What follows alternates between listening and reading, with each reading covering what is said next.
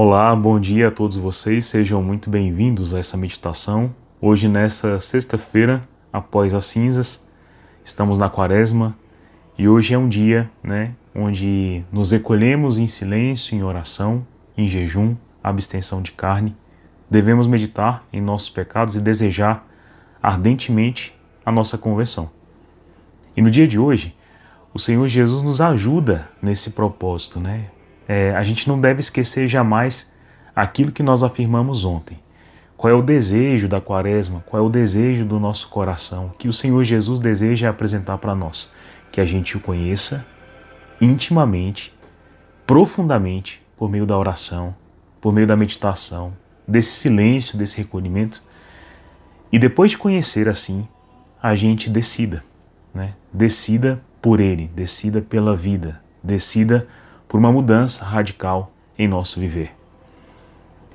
Como médico, muitas vezes a gente precisa tomar decisões e apresentar para os nossos pacientes algumas decisões que eles devem tomar, Não eu, mas eles. Por exemplo, começar a perder peso. Se eles não decidirem, eles podem ir adiando. Mas à medida que eles vão adiando, eu tento recorrer dizendo assim, olha, isso está fazendo mal aqui, aqui, aqui, eu vou tentando esclarecer, dar entendimento. Botar algum conhecimento comprovado para ele, uma coisa cabal, que facilitaria com que a razão dele se iluminasse e aí ele atraísse a vontade dele para um novo propósito. Mas a luta muitas vezes é grande. E a maior parte se vê convencida assim. Não é bom que eu faça isso, que eu tome tal remédio, que eu perca peso, que eu pare de fumar, que eu pare de ingerir tal remédio, que eu pare de fazer tal comportamento, tal hábito, que eu objetive mais a minha vida em um propósito, em um sentido, E aí a gente tenta tratar a pessoa de uma maneira bem completa, porque a gente percebe que não é só no corpo, não é só no entendimento, não é só na mente, mas é na alma da pessoa. E as coisas todas são profundas a esse ponto. Qualquer problema que se vê, mesmo que seja na ponta de uma unha, tem uma repercussão emocional, afetiva, mnemônica, histórica e de alma. Então, é sempre profundo assim. Eu não tenho mais aquela ilusão de tratar coisinhas isoladas, Hoje não, graças a Deus. Hoje já tem mais de 15 anos que, graças a Deus, eu exerço essa profissão, Que para mim é uma oportunidade de conhecer mais o próximo, a mim mesmo e principalmente conhecer mais a Deus. Mas a maior parte vai se ver convencida do bem que é apresentado, Uma cura, um tratamento, uma mudança, uma perspectiva nova de vida, um sentido, e a pessoa entende, eu preciso mesmo disso. Mas aí ela vai adiando, porque às vezes um remédio que eu dou, uma proposta que eu faço, faz ela perceber que ela vai ter que cortar algumas coisas, fazer renúncia de si mesma. E que ela vai ter que empenhar a vontade naquilo que ela não gosta para chegar àquilo que ela não é. Aquela poesia de São João da Cruz é perfeita. Para vir de todo ao tudo, hás de ir de todo em tudo. Para vir ao que não gostas, hás de ir por onde não gosta. Para vir ao que não sabes, hás de ir por onde não sabes. Para vir ao que não és, hás de ir por onde não és. Então, toda mudança exige um ponto crucial de virada, que é a decisão. E quanto mais a pessoa conhece aquilo pelo qual ela vai decidir, aderir, melhor essa decisão se torna mais fácil, mais limpa, mais clara. E é exatamente isso hoje que o Evangelho quer nos prevenir. Não se coloca remendo de roupa nova em tecido velho, porque a roupa nova tem uma tração tecidual maior e o rasgão há de aumentar. Também não se coloca vinho novo em um odre velho, porque o odre velho, seja ele de couro ou de barro, ele curtido tem uma resistência e uma constituição que a fermentação do vinho novo não vai ser complacente para o seu novo continente, então o odre há de se arrebentar, e aí se perde tanto o vasilhame, que tinha o seu valor, como também o vinho. Então, Deus, nosso Senhor, que deseja em nós uma vida espiritual sadia, que nos leva, de fato, à santidade. Se Deus quer também que eu me transforme nele mesmo, que eu me cure, que eu seja comum ao nosso Senhor, que eu me livre do pecado e da morte e viva na graça com ele na eternidade, vai ser necessário, então, que esse odre, né, esta roupa, seja toda ela refeita, toda ela remontada. Não é possível fazer remendos. Remendo é adiar a decisão, né? Então eu vou tomando tal remédio, por exemplo, mas como eu percebo que ele atrapalharia a minha ingestão de álcool que eu não decidi abandonar, por mais que o remédio faça bem em vários sentidos, no dia que eu for beber, eu tiro. Ou 10 dias antes, ou 15 dias antes, fico desprotegido da doença que eu estou tratando, mas como eu vou beber, aí depois eu volto, se der, né? Ou seja, eu adio o problema porque existe algo em mim que eu não quero me desapegar. Eu não quero deixar de ser uma roupa velha, eu não quero deixar de ser um odre velho. Por mais que eu saiba que eu precise de uma vida toda nova, nascer de novo. Quem não nascer de novo, não nascer do Espírito, não nascer de Deus, não vive em Deus, não nasce em Deus, não cresce em Deus, não habita em Deus. Para vir aonde tu não és, hás de ir por onde não és. E quando vier de todo a ser no tudo, hás de ter tudo, mesmo sem nada querer. Mesmo sem ter presas, amarras na cobiça, na inveja, nos ciúmes, nas paixões desenfreadas, nos vícios, nos maus hábitos que um dia eu precisei renunciar por decisão que não mais iria cometer. Então, sim, todo adúltero, todo assassino, todo inveterado no vício, na luxúria, na complacência, na falta de moral, na cobiça, na avareza, na inveja, todos esses males têm cura. A cura é Cristo, só que é uma cura radical. Eu preciso ser como Cristo, e como Cristo não se mistura a isso tudo isso precisa morrer em mim. É por isso que o batismo é um sepultamento. Morre o homem velho, ele se afoga nas águas do dilúvio, ele padece, ele fenece. Mas a vontade agora se vê livre, enxuta, grata, guarnecida de amor. Aonde superabundou a desgraça um dia, agora habita o Espírito Santo de Deus e ele vivifica a vontade para uma força então não conhecida, porque ela estava antes presa. E agora sim, o homem se torna santo. E aí ele tem forças para combater mais os males antigos, os males atuais, os males futuros, que sempre aparecerão. Mas não existe tentação ou mal continuado, administrado rotineiramente no coração humano que não tenha um tratamento. É que às vezes o tratamento é radical. Eu preciso pelo menos parar o envenenamento da minha alma. E é por isso que o Senhor recomenda: arranca o olho se ele te leva à ocasião de pecar. Não uma amputação disso daqui, porque isso aqui, tadinho, nem tem culpa. Mas você entende. Evitar as ocasiões, evitar o que me faz menor, o que me leva ao baixo. Então rezemos, pedindo à Virgem Maria nesse dia tão propício para a nossa conversão, que entendamos o que o Evangelho de hoje quer dizer por jejum, por entrega, por mudança, por propósito, por remédio. Remédio. Hoje o dia é o dia de aprender a tomar remédio, a entrar em terapia, a entrar em cuidado, a estabelecer cura. E Jesus deixa claro quais são as curas. O Evangelho está narrado em Mateus 9, versículos de 14 a 15, e diz assim: Naquele tempo, os discípulos de João aproximaram-se de Jesus e perguntaram: Por que razão nós e os fariseus praticamos jejum, mas os teus discípulos não? Disse-lhes Jesus: Por acaso Os amigos do noivo podem estar de luto enquanto o noivo está com eles. Dias virão em que o noivo será tirado do meio deles. Então sim, eles jejuarão. O propósito do jejum, conforme diz aqui o nosso Senhor, é a comunhão com Deus. É o meu relacionamento com Ele. Muitas vezes nós temos práticas em nossas vidas, como a oração, como a confissão, como estar em dias com o ato litúrgico, com a confissão, com a comunhão, com as práticas que são remédios para nós.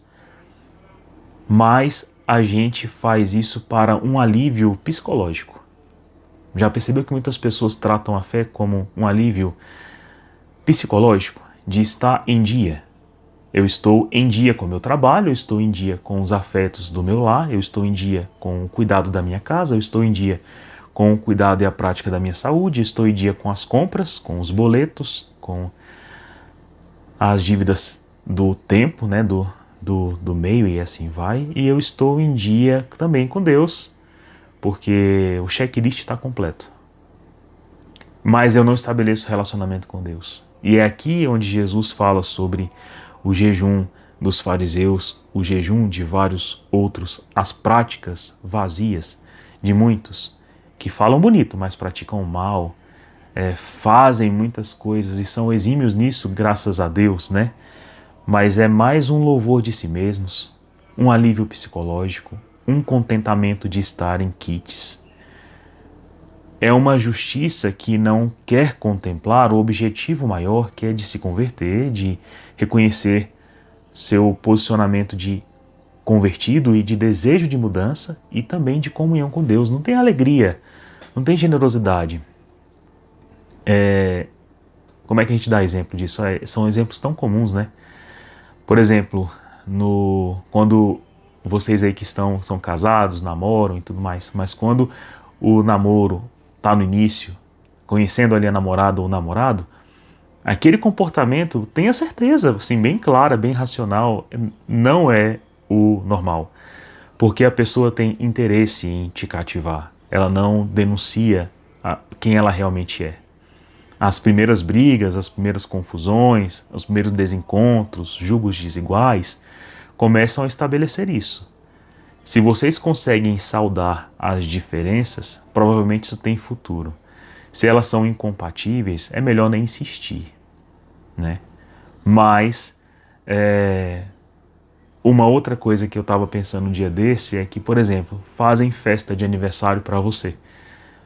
E aí fazem várias festas de várias ocasiões. Uma é a do seu trabalho, mas nesse trabalho você é o chefe. Com que ternura, com que abertura, com que alegria você recebe essa festa? Que pode ser maravilhoso, porque você é um bom chefe, porque você é uma pessoa agradável para aqueles que lá estão. Mas o objetivo daquela festa é muito amplo. É porque você é o empregador também.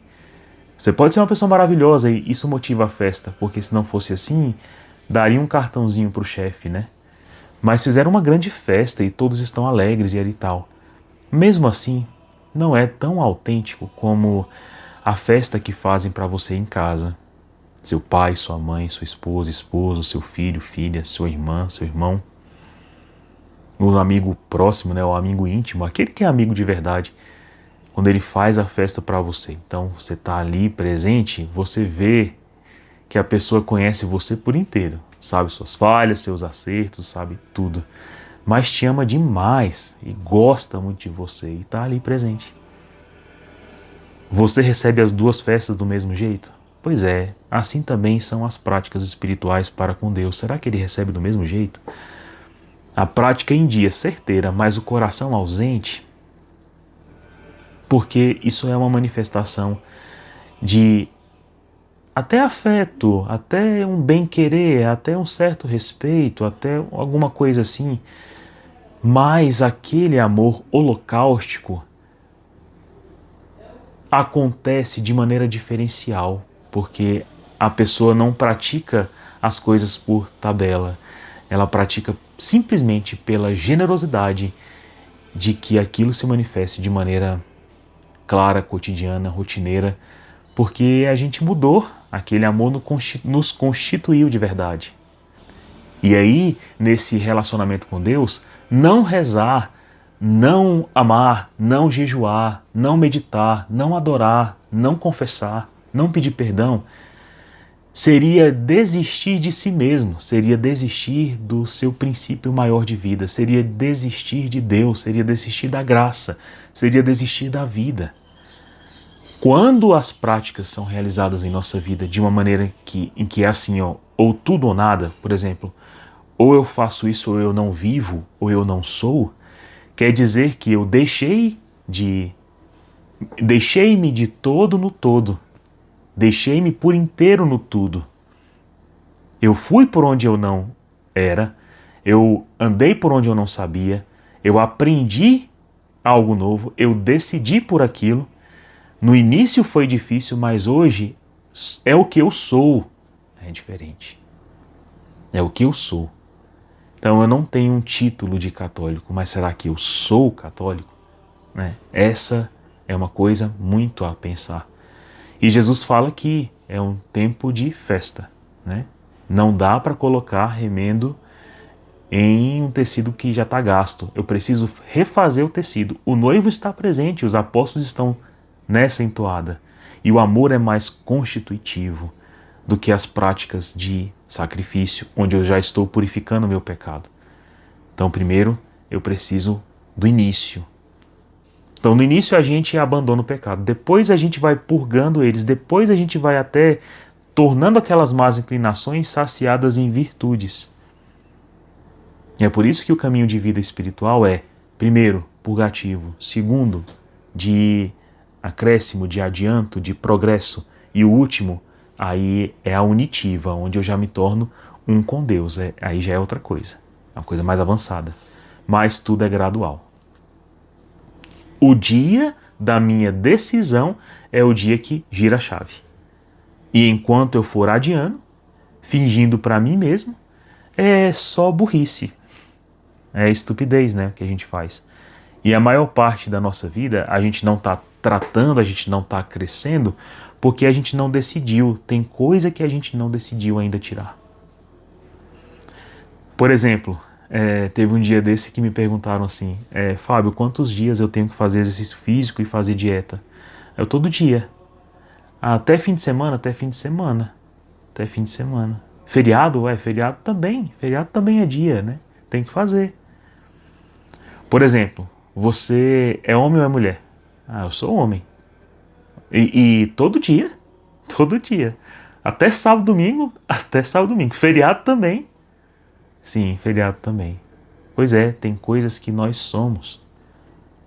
Vejam essa leitura de Isaías 58, versículos de 1 a 9. Assim fala o Senhor Deus. Grita forte sem cessar, levanta a voz como trombeta e denuncia os crimes do seu povo e os seus pecados. Buscam-me cada dia e desejam conhecer meus propósitos, como gente que pratica a justiça e não abandonou a lei de Deus. Exigem de mim julgamentos justos e querem estar na proximidade de Deus. Por que não te regozijastes quando jejuávamos e o ignoraste quando nos humilhávamos? Essa é uma oração que Deus está falando que ouve muito. E Deus responde: é porque no dia do vosso jejum tratais de negócios e oprimis os vossos empregados. Ou seja, eu não sou o objetivo. É porque ao mesmo tempo que jejuais, fazeis litígios e brigas e agressões impiedosas. Não façais jejuns com esse espírito, se quereis que o vosso pedido seja ouvido no céu. Acaso é esse jejum que aprecio? O dia em que uma pessoa se mortifica? Trata-se talvez de curvar a cabeça com o junco e deitar-se com o saco sobre cinzas? É isso que eu quero? Acaso chamais a isso de jejum, dia grato ao Senhor? Acaso o jejum que prefiro não é outro? Quebrar as cadeias da injustiça, desligar as amarras do jugo, tornar livres os que estão detidos, enfim romper todo tipo de sujeição? Não é repartir o pão com faminto, acolher na casa os pobres e peregrinos, quando encontrares um no cóbrio, não despreze a tua carne. Então brilhará a tua luz como a aurora e a tua saúde há de recuperar-se mais depressa. Não é isso que nós queremos? Progresso na vida espiritual? Então tua luz há de brilhar como a aurora e a tua saúde há de recuperar-se mais depressa.